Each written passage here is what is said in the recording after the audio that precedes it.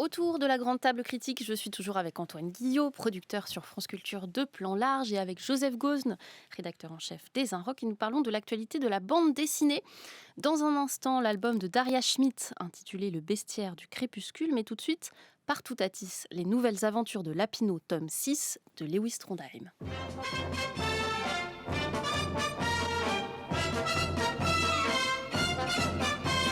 Nous sommes en Gaule 50 ans avant Jésus-Christ. C'est pas hier. Nos ancêtres, les Gaulois, avaient été vaincus par les Romains après une longue lutte. Dans un grand bol de strychnine, délayé de la morphine, faites dire à la casserole un bon verre de pétrole. Oh, je vais en mettre deux.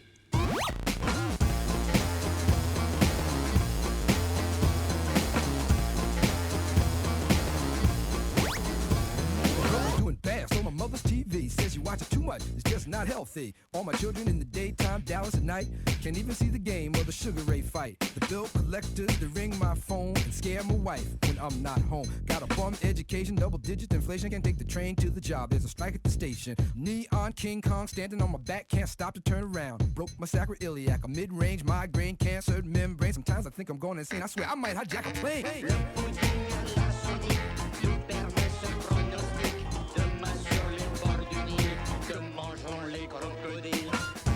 Lewis Trondheim est né en 1964, il est l'auteur de dizaines et dizaines d'albums dont certains fonctionnent en série. C'est le cas des nouvelles aventures de Lapino, dont Partout Atis, qui nous occupe aujourd'hui, constitue le 6e tome. Alors Lapino, comme son nom l'indique, c'est un personnage zoomorphe et au début de notre aventure, il tombe littéralement dans une forêt. Il s'examine et constate qu'il porte des chausses rouges, un ceinturon vert et il ramasse à ses côtés un casque ailé. Il est devenu Astérix. Ce qu'Obélix en personne vient lui confirmer en le nommant dès la 7e case. Dans la peau du plus malin des Gaulois, Lapino va devoir affronter Toutatis, ou du moins quelqu'un qui prétend être Toutatis, le plus célèbre des dieux locaux. Alors sur la couverture, il est inscrit « Ceci n'est pas un album d'Astérix parodique », et en effet, l'exercice va bien au-delà de la parodie. Joseph Gozne. Oui. Oui, oui, mais Effectivement, encore. enfin, c'est une parodie ou pas parodie. C'est assez étrange parce que je me suis pas vraiment posé la question. Est-ce que c'est un pastiche? Ce qui m'a frappé, c'est que c'est un album d'Astérix en fait. Il y a absolument tous les ingrédients, toutes les scènes, toutes les séquences, tous les moments que l'on connaît si on a lu Astérix. Donc déjà c'est assez surprenant. C'est plutôt agréable et c'est assez drôle. Il retrouve, enfin, Lewis Trondheim retrouve quelque chose de l'énergie et du rire qu'on pouvait avoir dans Astérix. Ça part quand même du principe qu'on connaît Astérix. Ça part quand même du principe que ça fait partie d'une culture populaire française très vaste. Et évidemment, Astérix fait partie de ça et c'est un des personnages les plus connus et populaires de la bande dessinée. Donc il faut avoir ça en tête. Cela dit, est-est-ce que ça se lit si on ne connaît pas Astérix? C'est comme Ozon avec Fassbinder tout à l'heure, Antoine. On avait vraiment exactement Voilà, la même pardon. question. Je crois qu'Astérix est plus connu Oui, absolument. probablement des que lecteurs en Fassbinder. général que Fassbinder. Tout à fait. Mais en tout cas, je trouve que ça se lit vraiment bien, même si on n'a plus en tête Astérix. En tout cas, ça le ramène en tête. Et si on ne le connaît pas, on peut être assez pris par cette histoire d'un personnage qui se retrouve dans la peau d'un autre, dans un autre temps même, et qui découvre ce que c'est qu'être ailleurs, ce que c'est que d'être dans la peau de quelqu'un d'autre, et quelles sont ses mœurs étranges dans ce village resserré. De ce point de vue-là, je trouve que le travail de Trondheim est très réussi. Il réussit même, au-delà du pastiche, à pointer des choses qu'on ne voyait pas forcément dans Astérix, qui sont notamment la violence. Parce qu'Astérix, finalement, dans Astérix, il y a beaucoup de bagarres, beaucoup de coups. Et là, Trondheim rend leur violence à ces coups en mettant du sang un peu partout lorsque la bagarre arrive. Donc, de ce point de vue-là, je trouve que c'est une vraie réussite. Et ça faisait longtemps que je n'avais pas lu Lapino ni Astérix. Et ça m'a sans doute réconcilié surtout avec Astérix. Ah, bon, Parce que je n'avais pas de doute sur Lapino. Je n'avais aucun doute sur Lapino, mais en tout cas, ça m'a réconcilié avec quelque chose. Après, on peut parler du moment où ça se fait, c'est-à-dire qu'aujourd'hui, mais peut-être on en parlera tout à Oui, l'heure. on y reviendra. Antoine Guillon, un premier regard sur cette bande dessinée. Ouais, je suis assez d'accord avec Joseph, c'est le meilleur Astérix depuis 45 ans, c'est-à-dire depuis la mort de René Goscinny en 1977. Parce que pourquoi ça s'appelle Parolix déjà, en dessous, c'est une pure raison juridique. C'est-à-dire que en France, on a le droit de faire des parodies. Par contre, on n'a pas le droit de s'emparer de personnages qui appartiennent à d'autres. Donc, c'est affiché comme une parodie. Or, bon, j'espère que les avocats des éditions Albert René ne nous écoutent pas, mais ce n'est pas une parodie, c'est une véritable... Enfin, c'est pas une véritable aventure d'Astérix, c'est une véritable lecture d'Astérix. C'est-à-dire que, et c'est sans doute ce vers quoi voulait aller Joseph, on est dans une période où on ressuscite des héros dont les créateurs sont morts depuis longtemps, en faisant très attention à ce que ce soit exactement comme ce qu'il faisait. Et l'histoire de Gaston récemment a montré jusqu'à quelle absurdité ça pouvait aller. On verra ce que donnera le jugement en cours sur cette question. Or, ce qui est passionnant, et ça a été le coup de génie, par exemple, des éditions Dupuis, quand ils ont offert le personnage de Spirou à d'autres auteurs, avec toute liberté pour le faire, c'est le Astérix vu par. Sauf que là, c'est carrément Astérix lu par. C'est-à-dire que c'est une lecture critique, et une critique extrêmement productive, qui est, effectivement, il y a de la violence dans Astérix. Et si on était dans la vraie vie, qu'est-ce que ça donnerait? Parce que c'est ça qui est très étonnant. Dans cet univers... avec le style de Trondheim qui est très anti-réaliste, a priori, il en fait une histoire réaliste et très prosaïque. C'est le principe de la parodie au carré, puisque Astérix était une parodie au départ de la guerre des Gaules et de tout l'imaginaire nationaliste français sur nos origines gauloises, et aussi une satire de la France de l'époque. Trondheim va faire les deux à la fois, sauf qu'il fait une parodie au carré. La parodie de la parodie, c'est le réalisme.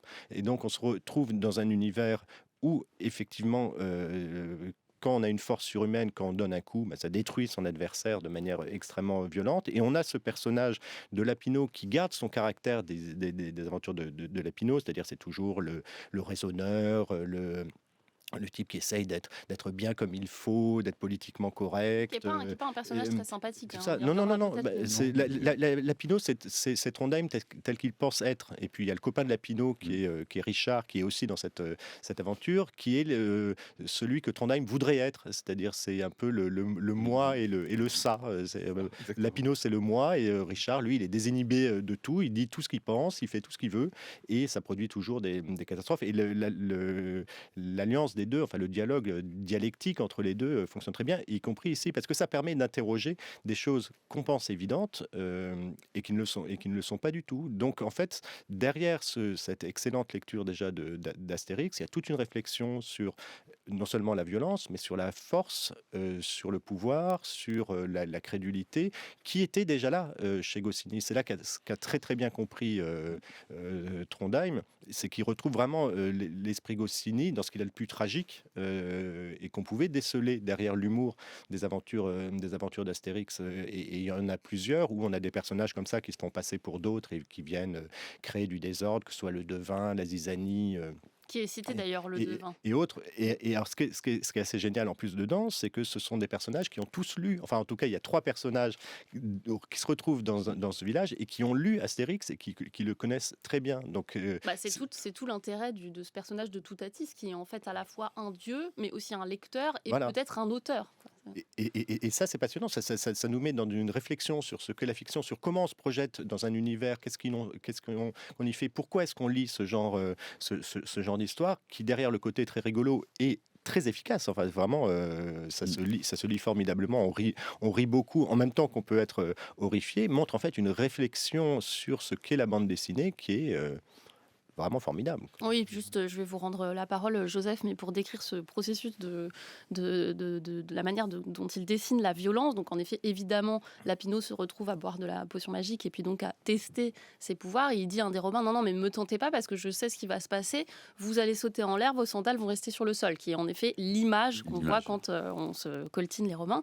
Et là, en l'occurrence, c'est pas du tout ce qui se passe, puisque sur la case suivante, on voit Obélix qui attrape la tête d'un Romain, qui fait scratch. Enfin, vraiment, il y a cette onomatopée développé et du sang qui Et, pleut partout. et juste avant, Astérix s'amuse beaucoup à donner des baffes, tout ça, et après voit le résultat de ce qu'il a fait, c'est-à-dire qu'il a décapité un type et qu'il a encore le poing en travers du thorax de l'autre. Oui, il dit mais qu'est-ce qu'on fait? Et Obélix dit bah oui, bah c'est ça, c'est la guerre. Joseph Gauss. Oui, il y a effectivement quelque chose, comme le disait Antoine, du tragique derrière la rigolade, qui était dans certains Astérix, qui traverse et qui est vraiment là. Après moi, ce qui m'a aussi passionné, c'est le parcours même de Trondheim, c'est-à-dire que il y a 25 ans sans doute, un des premiers Trondheim, c'est-à-dire un des premiers Lapino, était ce gros volume paru à l'association déjà. Un gros volume dont le but, selon Trondheim, était de lui apprendre à dessiner. C'est-à-dire qu'il y a 25 ans, il crée Lapino pour apprendre à dessiner. 30 ans. Oui, 30 ans. Lapino et les carottes de Patagonie. Voilà. Il y a 30 ans. Il fait ce volume pour apprendre à dessiner. Et donc il s'invente comme auteur à ce moment-là. Et aujourd'hui, donc 30 ans plus tard, il devient critique. Et en fait, ce qu'il fait, c'est il traverse finalement entre ces deux moments-là, il traverse ce qu'a été l'association. C'est-à-dire qu'à un moment, l'association a aussi, il y a à peu près 10-15 ans, édité des travaux critiques, parce qu'elle pensait qu'à un moment, et notamment avec Menu, qui en est parti, qui était un des fondateurs, parce qu'à un moment, elle pensait que la bande dessinée pouvait produire sa propre critique. En tout cas, elle pouvait produire des textes de critique. Et là, j'ai l'impression que Trondheim, finalement, arrive à synthétiser ça, tout en le faisant dans l'objet qui à un moment était l'objet le plus détesté par les auteurs de l'association, c'est-à-dire cet album cartonné de 48 pages, etc. Donc il y a à la fois un renversement et aussi comme une porte vers autre chose, vers le fait que finalement la critique, elle est à l'intérieur des albums eux-mêmes, et c'est les auteurs qui la produisent aujourd'hui, peut-être même un peu plus que nous. Parce qu'ils ont quelque chose, ils ont en tout cas un parcours qui les mène vers ça, en tout cas les auteurs de cette génération-là. Et ça, c'est très très intéressant. Antoine Guillot. Oui, ça m'a fait penser aussi à ce qu'a fait Blutch quand, voulant refaire ses gammes de dessinateurs, il a redessiné des planches de grands auteurs qu'il admirait. Et ce que fait Trondheim ici, sans copier jamais, parce que son style ne s'y prête pas. Oui, on va y venir après au dessin, parce qu'il faut un peu décrire la manière dont à la fois ça se fond et ça. Voilà. En revanche, ce qu'il fait, diffère. et là c'est son côté oubapien, c'est-à-dire se donner une contrainte, c'est d'utiliser la mise en scène d'Uderzo dans Astérix. C'est-à-dire que la composition de la planche, les couleurs, la manière dont est montrée l'action dérive directement de ce que faisait même de la case Uderzo. à l'intérieur même de la planche. C'est là où je parle de mise en scène, c'est-à-dire que tout est uderzien dans ce qu'il fait, mais revu, relu, analysé, et c'est là effectivement que c'est un travail de critique par la pratique. Et ça, c'est époustouflant, surtout parce que ça ne s'affiche jamais tel quel. C'est-à-dire c'est un livre que vous pouvez faire lire à des enfants un peu plus tard, parce que il y a justement ce truc de violence, puis la référence. Mais si vous le faites lire à des enfants qui ont lu Astérix, c'est aussi une manière de réfléchir pour eux à qu'est-ce que c'est que la représentation de la violence, qu'est-ce qu'il y a dans ces histoires, qu'est-ce que ça raconte profondément, et puis aussi faire réaliser à des jeunes lecteurs que quand on lit quelque chose. C'est-à-dire que c'est pas juste l'histoire, on a un objet livre dedans, et pourquoi est-ce qu'on a envie de le lire, pourquoi est-ce qu'on voudrait être Astérix ou pas, tout ça c'est assez passionnant. Et puis même de manière très drôle, la critique aussi des limites de ce que peut y avoir d'agaçant parfois chez Goscinny. Et daté, notamment le racisme, avec la vigie tout en haut du bateau de pirate. Et sur aussi les jeux de mots lamentables dont était friand Goscinny, qui nous font toujours rire. Et là, Trondheim arrive à aller encore plus loin avec certains jeux de mots. J'ai dû les lire au moins 4-5 fois pour me dire, mais ah oui, d'accord. Oui. Joseph. Ce qui est aussi très fort, c'est ce que ça suscite en nous, en tant que lecteurs, c'est-à-dire la mémoire que ça convoque de nos lectures d'Astérix, et même du coup au-delà, c'est-à-dire ce qu'on pouvait lire à ce moment-là, comme dans cet environnement-là de cette bande dessinée, ce que ça suscite comme sensation, comme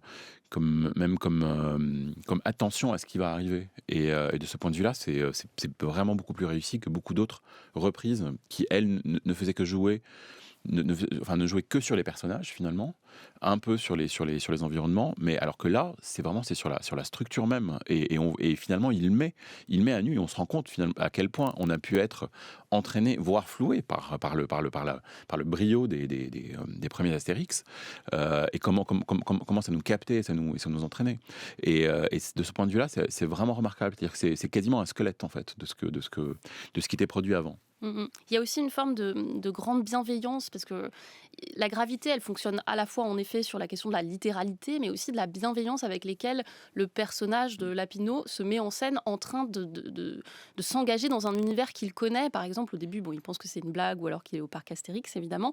Et puis, donc il dit, ah bah vas-y, Obélix, bois la potion, on va bien rigoler.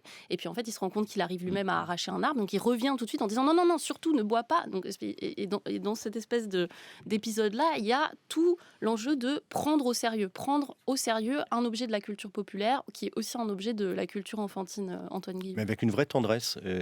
Effectivement, ça va presque au-delà de la bienveillance, et le personnage d'Obélix tel qu'il est dessiné dans tous les sens du terme dans ce livre est extrêmement touchant.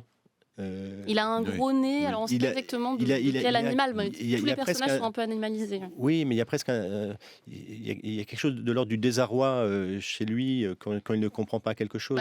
Qui est quelque chose qui existe dans les albums d'Astérix, mais qui est poussé. Oui, mais encore plus, c'est-à-dire que c'est presque, il est presque pas rigolo dedans. Oui. Il est assez touchant. Ouais. Il est très très très touchant, y compris dans les comparaisons qui sont faites avec celui qu'il a beaucoup incarné à l'écran, qui est Gérard Depardieu. Ouais. C'est là aussi, il y a de la critique de ce qu'est devenu le personnage d'Astérix et d'Obélix derrière, qui est très, très touchant. Moi, c'est un personnage qui m'émeut énormément, en fait, cet Obélix. Dans ce sens-là, c'est quasiment, effectivement, ce n'est pas un album d'Astérix, c'est presque un album d'Obélix, en fait. Vu la force du personnage. Non, il y a quelque chose de très... je sais pas comment dire, tout est très touchant, et en même temps, il y a aussi, c'est un peu aussi un regard sur les coulisses de cette histoire-là, pour mobiliser une sorte de sens de la responsabilité. C'est-à-dire qu'à un moment, on les voit arriver dans la caserne, si je me souviens bien, et il y a ce soldat qui leur dit, non mais allez-y, me frappez pas, vous m'avez déjà coupé un bras, et j'ai une femme et des enfants à nourrir à Rome. Donc on voit vraiment l'envers, et il y a un sens de la responsabilité qui dépasse un peu tout le reste, que je trouve très, très fort de la part de Trondheim, puisqu'il est mis là de façon très subtile. Et il y a une cohérence avec, alors je ne connais pas moi les nouvelles aventures de Lapino, j'ai compris que le tome 7 avait paru avant le tome 6, donc ça nous expliquer ça.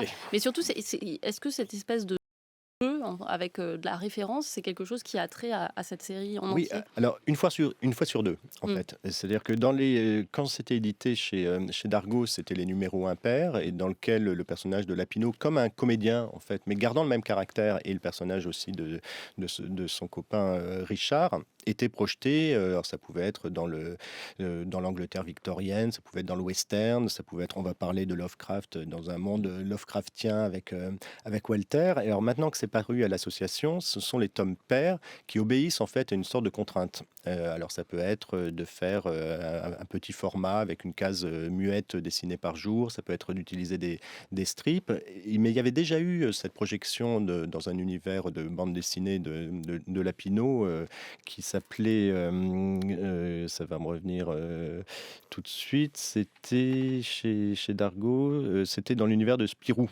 voilà, et ça s'appelait L'accélérateur atomique. Qui était déjà un Spirou non autorisé avant qu'il y ait ces relectures de Spirou. Donc en fait c'est régulier. Alors pourquoi le numéro 6 est paru après le numéro 7 ? Parce qu'en fait il avait commencé à faire le numéro 6, celui-ci sur Astérix, avant de faire le numéro 7, et tout d'un coup il s'est rendu compte qu'un Astérix allait sortir. Cette année-là. Et une des choses qui font qu'on peut s'emparer de personnages de manière parodique, c'est qu'il faut qu'il n'y ait pas parasitage non plus. Donc il a attendu, comme les Astérix sortent une fois tous les 2 ans, il a attendu une année où il n'y avait pas d'Astérix et où il ne pourrait pas y avoir de confusion possible. Mes sources me disent qu'effectivement c'était une demande express de l'éditeur d'Astérix, l'éditeur officiel, de ne pas empiéter sur la promo de l'un de l'autre. Les nouvelles aventures de Lapino, tome 6 par Toutatis de Lewis Trondheim, apparu à l'association.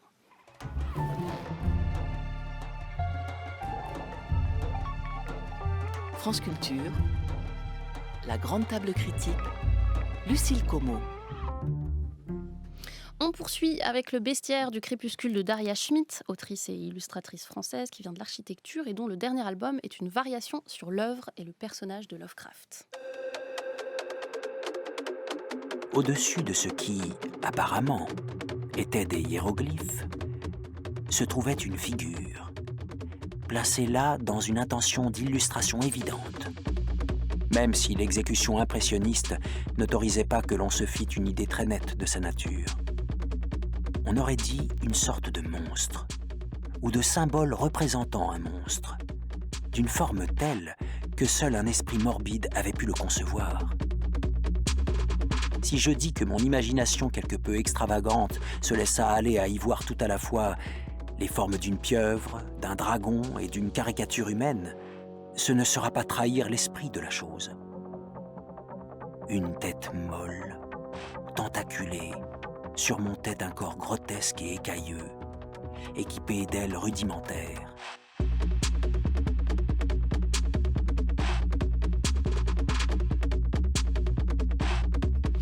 On ouvre avec cet extrait de L'Appel de Cthulhu de Lovecraft pour se mettre dans l'ambiance de ce bestiaire du crépuscule signé Daria Schmidt. Alors c'est l'histoire de Providence, gardien d'un jardin extraordinaire, qui ouvre et qui ferme le parc matin et soir et qui vit sur place dans une petite maisonnette avec un chat nommé Maldoror. Alors Providence est inquiet parce qu'il lui semble que le parc est habité par des créatures étranges, carpes gigantesques, monstres marins, objets magiques. Un jour, il tombe sur un livre dont les pages sont blanches mais qui recèle, semble-t-il, un pouvoir maléfique et dangereux. Antoine Guillot, vous allez expliquer à une nulle, mais vraiment nulle de Lovecraft, quel est le rapport entre cette bande dessinée et l'œuvre de Howard Phillips Lovecraft. Alors, pour le coup, c'est un livre qu'on peut lire sans avoir lu du Lovecraft. En plus, on vous offre une petite nouvelle de Lovecraft à la fin. Donc mais qui est insérée dans l'histoire du... Absolument. Elle est plus qu'offerte, elle est intégrée au récit. Voilà, mais elle surgit presque du récit. Mais c'est pas du tout une œuvre pour initier. C'est pas une œuvre à clin d'œil non plus. C'est l'œuvre de quelqu'un qui manifestement connaît très très bien Lovecraft, mais qui est presque hanté par l'imaginaire Lovecraftien et par ce qui fait le centre sans doute de ce qu'est Lovecraft, c'est-à-dire l'inquiétude qu'il y a quelque chose quelque part derrière qui va ressurgir et il faudrait empêcher que ça... En dessous plus que derrière d'ailleurs. Oui, enfin c'est en dessous, c'est dans les recoins du monde, c'est prêt à ressurgir, alors c'est quelque chose de l'ordre de l'indicible, de tout ça, enfin, tout ce qui fait le sel de Lovecraft, mais vous pouvez complètement rentrer, il me semble, dedans.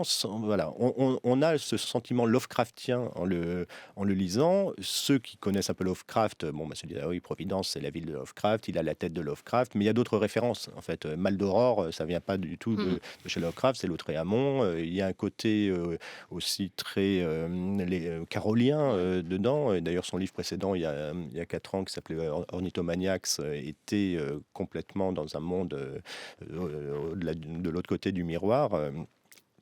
Et donc, c'est sans doute ce qui fait, pour moi, un des intérêts, en tout cas, de ça, c'est de nous mettre dans un monde Lovecraftien, mais y compris avec les défauts qu'il peut y avoir.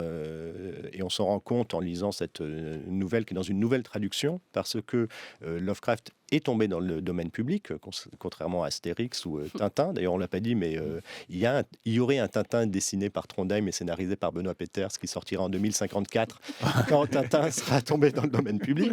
Donc, en tout cas, là, Lovecraft, on peut s'en emparer et en faire un peu ce qu'on veut. Et alors, il y a aussi ce côté un peu fatigant de la littérature de Lovecraft, qui est extrêmement chantourné, empoulé, où il y a un moment, on se rend compte qu'on lit, on ne comprend plus rien à ce qu'on dit à cause des mots qui sont utilisés. Et c'est un peu un des défauts, mais qui finalement est raccord avec Lovecraft de ce livre, c'est qu'il est extrêmement bavard. Extrêmement bavard. À tous les points de vue, puisqu'on parlera du dessin après. Joseph Gosselin. Alors, je suis assez d'accord avec le dernier point sur le côté bavard du livre, mais peut-être je vais reprendre peut-être un peu sur peut-être 3 points. Le premier, c'est que Lovecraft, au-delà même des livres, est devenu une figure de la culture populaire, et on le voit un peu partout, soit dans des séries. Il y a une série récente une série américaine que j'avais regardée, je me suis souvenu que j'en avais plus aucun souvenir. Lovecraft Country. Oui, Lovecraft Country, voilà, exactement. Il y a aussi, je l'ai pris avec moi, il y a eu un roman graphique d'Alan Moore récent qui s'appelle Providence, qui reprend les thèmes Lovecraftiens, enfin qui part à la recherche des thèmes Lovecraftiens. Et là, c'est exactement ça. C'est-à-dire, c'est un personnage, Lovecraft est devenu un personnage. et on le promène dans un monde qui pour moi n'est pas tant un monde, enfin qui évidemment est un monde Lovecraftien, mais qui n'est pas vraiment le monde que Lovecraft a imaginé, mais c'est plutôt les résidus de la mémoire de lecture dont, et je suis assez d'accord avec Antoine, on ne se souvient plus vraiment, et au bout d'un moment on est un peu perdu, même quand on lit Lovecraft, même si j'aime beaucoup et j'étais très lecteur de Lovecraft, mais c'est vrai qu'à un moment on est perdu, et on a un peu ce même sentiment-là dans ce livre, on est un peu perdu dans la lecture, et j'ai l'impression que ce qui est retenu de Lovecraft, ce n'est pas tant l'horreur ou l'indicible que plutôt une atmosphère un peu psychédélique et un peu merveilleuse, mais qui ici a rendu avec du noir, donc on est forcément dans un entre-deux. Il faut dire qu'il y a énormément de motifs. Donc il y a ce personnage qui est accompagné d'un chat qui lui-même est très bavard. Là, ça fait vraiment penser quand même à Alice au Pays des Merveilles. Il y a 3 petites vieilles qui sont à la fois des parcs. Alors des fois, elles sont assises sur une branche d'arbre en train de tricoter, qui sont aussi des sorcières, qui tiennent les stands de Barbapapa, de glace, qui sont là pour travailler. Il y a cette directrice qui est quand même vraiment formidable. Moi, c'est mon personnage préféré, qui a une espèce de vision du management qui est... Donc là, il y a vraiment une sorte de satire sociale sur ces éléments de langage, la manière dont elle mène à la baguette son parc, et elle est tout le temps sur un cheval avec une bombe de cavalière sur la tête. Et puis, il y a cette espèce de brigade psychosanitaire qui essaye de traquer les dysfonctionnements à l'intérieur du parc et qui est représentée par des espèces de personnages tout droit venus de dessins, de la littérature sociale du 19e siècle. On dirait un peu des ouvriers barbus. Enfin, il y a quelque chose de très étrange. Donc, en effet, c'est très fourni. Il y a beaucoup d'humour. Il y a en même temps de la référence premier degré, j'imagine, à Lovecraft, du fantastique, une espèce de truc de satire sociale qui court. Antoine Guillot.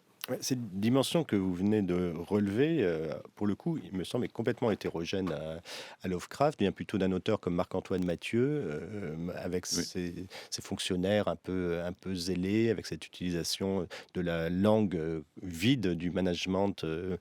Quelque chose de kafkaïen ou d'orwellien, ou en tout cas qui regarde vers la science-fiction. C'est vraiment beaucoup ce que fait Marc-Antoine Mathieu. Donc ça, c'est effectivement assez curieux comme alliage. Après, voilà, au-delà de l'inquiétude, là où je reste un peu sur ma fin, c'est que Lapino avait l'impression d'être au parc Astérix. Ici, on a l'impression un peu d'être au parc Lovecraft pour enfants. C'est-à-dire que ce qui sourd des profondeurs, c'est plutôt de l'ordre du merveilleux, comme vous l'avez relevé tous les deux. Ce qui donne de très beaux dessins. Oui, c'est très propre. C'est-à-dire qu'il y a de très belles illustrations. C'est la couleur qui arrive, mais c'est pas de la couleur inquiétante. C'est-à-dire qu'on est dans des bleus, des mauves, des roses qui sont assez merveilleux. Donc on a plutôt envie de voir surgir ça. Et c'est d'ailleurs pas pour rien qu'elle a choisi cette nouvelle-là à la fin, qui est l'étrange maison haute dans la brume. Où finalement le personnage Lovecraftien type qui arrive et qui découvre ce monde au-delà du monde, découvre un monde merveilleux, c'est-à-dire un monde mythologique, très aquatique, qui le change à jamais et qui lui donne un apaisement dans sa vie, ce qui est assez rare chez Lovecraft. Généralement, les personnages terminent beaucoup plus mal. Donc c'est une lecture assez rose bonbon, on pourrait dire, de Lovecraft, qui est très curieuse. C'est une lecture à laquelle en Lovecraftien, on peut se dire que c'est pas du tout ça, mais c'est une lecture originale pour le coup. Enfin, c'est un vrai parti pris très original de cette autrice. Joseph. Oui, je suis vraiment assez d'accord avec tout ça. Moi, ça me fait penser un peu, mais à un auteur que je connais mal, mais peut-être je suis peut-être un peu à côté, à des auteurs des années 70 comme Masse par exemple, où il y a cette espèce d'accumulation de figures, de bavardage, de choses comme ça qui agglomérés finissent par créer un monde, une atmosphère. Beaucoup d'éléments aquatiques, des vagues. Il y a beaucoup de choses qui sortent, etc. Moi effectivement, j'ai beaucoup aimé, j'étais assez impressionné par l'usage à la fois du noir et blanc et de la couleur qui surgit, notamment dans les figures des poissons, toutes ces figures-là. Mais effectivement, il n'y a pas grand-chose finalement de monstrueux, il n'y a pas grand-chose qui m'a fait peur. Et je trouve que quand Lovecraft fonctionne bien, en lecture, les meilleurs Lovecraft sont les Lovecraft qui réussissent à vous faire peur, en tout cas à vous saisir à un moment, à saisir quelque chose qui, on a beaucoup dit indicible, mais effectivement à saisir quelque chose qui n'est pas représentable. Et donc il y a toujours ces difficultés à représenter ce que c'est que l'univers de Lovecraft. C'est peut-être pour ça aussi qu'on passe beaucoup par la figure même de Lovecraft, dont on connaît quelques représentations, quelques photos. D'ailleurs, dans l'une des premières cases, il y a une reproduction du visage qui est prise dans une des photos les plus connues de Lovecraft. Donc c'est peut-être aussi pour ça que lui-même est devenu ce personnage, par son histoire aussi, et rien que le nom qu'il a là, Providence, c'est la ville où il est né et où il est mort, où il a quasiment passé toute sa vie, et sa biographie la plus complète de T.S. Joshi, je crois, s'intitule « Je suis Providence ». Donc il y a vraiment quelque chose qui est vraiment sur lui, et c'est lui qu'on prend comme figure. C'est quasiment lui qui est libre de droit aujourd'hui et qu'on utilise en mettant des éléments autour de lui. Et je trouve que cet album s'inscrit vraiment dans cette optique-là. On va dire quand même un mot du dessin et de la manière de crayonner. Je ne sais pas si... D'ancrer, d'ancrer. On est là vraiment dans cette tradition qui vise à faire de la gravure en bande dessinée, donc l'univers vraiment Gustave Doré en référence, mais déjà médiatisé par d'autres dessinateurs comme Bernie Wrightson, comme Andreas, qui lui est très Lovecraftien pour le coup dans ce qu'il fait, ou de François Scoyton, dont Daria Schmidt est très proche et dont on sent qu'il y a une influence énorme, y compris dans les défauts qu'il peut y avoir chez Scoyton, c'est-à-dire une certaine immobilité des personnages, une difficulté à faire paraître du sentiment, ce qui dévitalise quand même un peu les enjeux du livre, avec une minutie dans le dessin qui fait que elle s'est tellement attachée à cette précision dans le dessin qu'elle en oublie parfois un peu la narration. Je ne dis pas parce que le scénario volontairement fait un peu du surplace dans ce parc, et ça c'est plutôt une bonne idée, mais vraiment la technique narrative de la bande dessinée, il y a plusieurs fois où il y a vraiment des erreurs de narration, ne serait-ce que dans l'ordre des bulles, qui fait qu'on se rend compte qu'en fait une bulle, on aurait dû la lire avant, simplement parce qu'elle est mal placée, ou certaines cases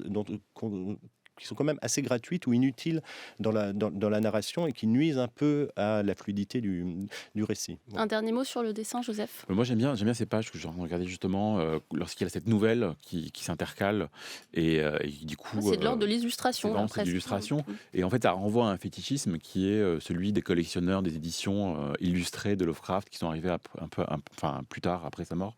Mais ça joue sur ça, mais c'est plutôt bien fait. Le Bestiaire du Crépuscule, c'est un album signé Daria Schmidt et il a paru aux éditions Air Libre.